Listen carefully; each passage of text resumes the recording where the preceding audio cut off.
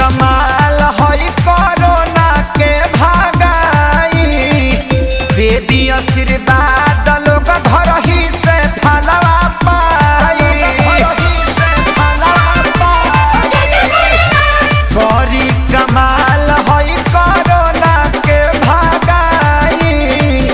दे दी आशीर्वाद लोग घर ही से फलवा पाई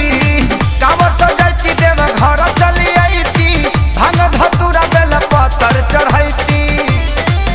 जीवी गंगा में न होती डभाडभ जी डभाडभ जी डभाडभ जी लगे आई ना मंदिर में केहू हपजी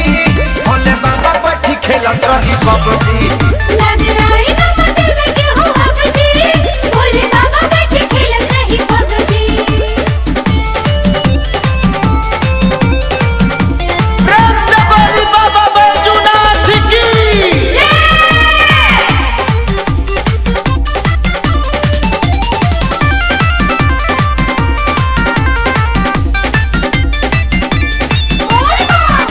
एह महा